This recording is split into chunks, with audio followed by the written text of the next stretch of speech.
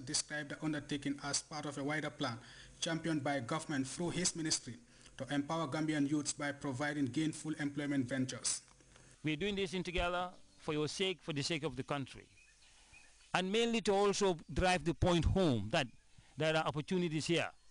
Youths can stay here in this country and make a living, a good living for that matter, for themselves.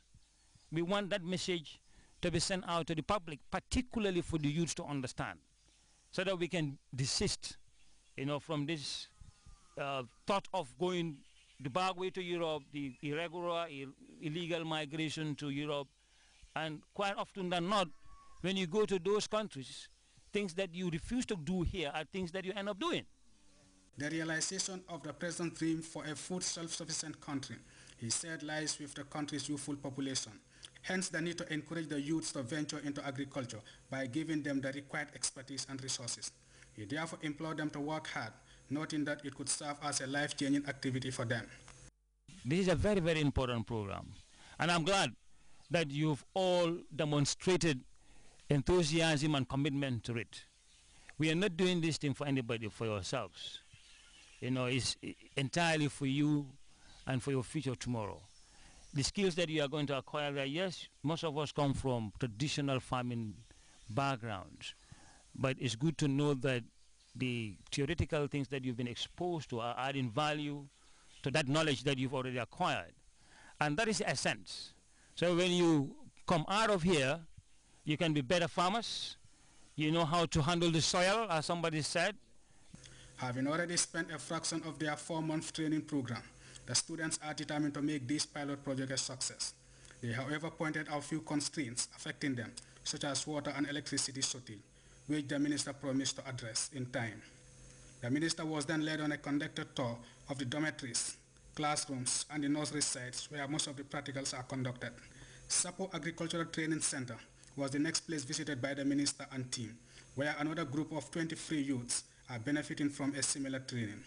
Both the minister and his deputy permanent secretary, Musambai, spoke of the importance of the training, urging the trainees to serve as models for others coming after them. The Youth and Sports Minister wrapped up his visit at the Nyani Bere Farm in Kembuje, where another batch of 31 youths are also honing their skills in agriculture. NYSS is the responsibility demanded of NYSS is to train Gambian youths to have their own skills so that they can employ themselves. So agriculture is one of the main sectors in this country that can give employment to the young people of this country. So having a big farm like this where we have the opportunity to train Gambian youths is a big achievement. With a sizable youthful population, this initiative by the Ministry of Youth and Sports, if all goes well, can significantly contribute to the country's food self-sufficiency drive. Momodes Jallo, Grts. A group of volunteers from the neighboring Casamas have recently trudged the president's farms in the furnace for a harvesting exercise. Grts' Fatu Jassi has more on that latest move in this report. Since the president made the clarion call for Gambians to go back to their land some years ago, efforts have been made by Gambians and non-Gambians alike to further strengthen the message to ensure food security in the country. The latest to join in the crusade is a group of volunteers from the Senegalese region of Casamas who converged on one of the president's farms for a harvesting exercise. Yesterday, very late from Mulomp, Casamas, our neighboring country. When they came yesterday, they just came to the farm, start, and then left home because it was very late. But for today, they came very, very early, and then they started harvesting with this kajandak. You can see, definitely. I'm really impressed very well because they are doing very well. And then I'm expecting a higher turnout from tomorrow.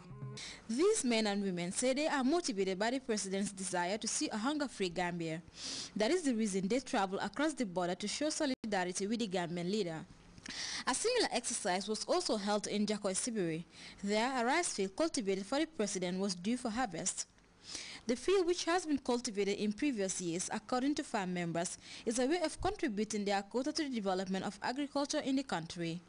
The huge rice field bears all the hallmark of a thriving field, but these farmers are equally worried about huge post-harvest loss in the event of untimely harvest of the farm produce.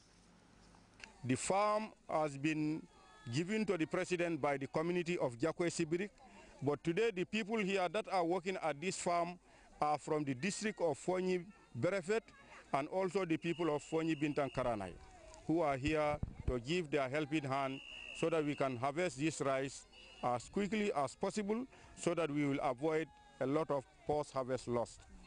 As we are all seeing, this rice has ripe so much that if you don't harvest this within a week, we are going to realize a lot of post-harvest loss. That's why we call people to come and give their helping hands so that we can harvest this rice in the soonest possible time. Speakers, including farm manager, all hailed the president's efforts in revitalizing farming in the country. For Grts News, I am Fatou Yassi. In a similar development, the community of Yalal Tankanjala in the North Bank region has completed harvesting a maize farm cultivated on behalf of their adopted mother, Aja Asombi Bojang. Ibrahim Ajata saw the volunteers in action, and he reports the bumper yield harvested fairly exceeds those of the previous years.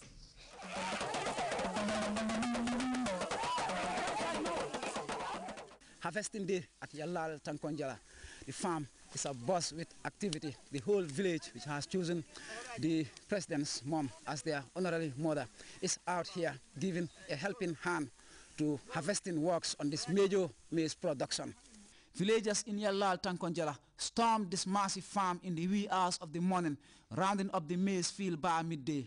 An exclusive maize production for the community's chosen mother, Aja Asombi Bojang. Women form the bulk of the workforce here, reinforcing the effect of a significant association united by their love and devotion to the Gambia's first mother. Fortify and sustain the accord amongst you was the message of Opa Badibu Chief Ibrahim Ansu Tamba Jammeh. The district chief hailed the endeavors of an association he described as a beacon of unity and communal harmony in his area, whilst entreating the community to tighten the bond which brought them together. Yalal Tankanjala Alkalo Sajo Ba emphasized his community's unswerving commitment and solidarity for their chosen mother. Our intention was to secure a greater yield, but unstopping rain showers adversely affected the crop's productivity, Ba told the state broadcaster. Youth leader Bakari Keita led a large team of youngsters whose efforts quickened the pace of the day's activities. We're doing this for our nominated mother, but it's partly in response to the national call for the citizenry to till the land and intensify agriculture. President Jammeh provided the right inspiration. This is why his mother is everything to us, the youth leader stated. Several other villagers expressed what was unanimously illustrated as unyielding affection and esteem for the mother of their visionary leader, who was extolled for interminably propelling the cause of national development. The extensive farm was completely harvested as the day wore on, amassing huge returns of maize. Fatou Sow, leader of the Asombi Bojang Kafo, commended her association for the substantial turnout at the harvest, which steered a euphoric atmosphere and great enthusiasm in the villagers, toiling tirelessly to the end. Last year's harvest registered 30 bags of maize, but Bekai Bojang underscored the significant increase in yield this time around, despite the damaging impact of torrential rains experienced across the country. Across the North Bank region, communities continue to show love to the first mother. In Yuna, a massive maize production has already been harvested, waiting for onward transportation to its next destination. In Badibu Kontekunda, villagers have finished harvesting a bumper rice produce and other wheat crops exclusively designed for the chosen mother of the settlement, Aja Asombi Bojang. Ibrahim Ajata, GRTS. A United Nations report released some 6 years ago revealed that more than 500,000 migrant workers in Russia are physically abused and made to work without wages. Rights groups are now calling on Moscow to recognize their ordeal. And Syrian government troops target bakeries in rebel-controlled areas as a new tactic devised to pressure the locals. These plus other stories coming ahead right after this break.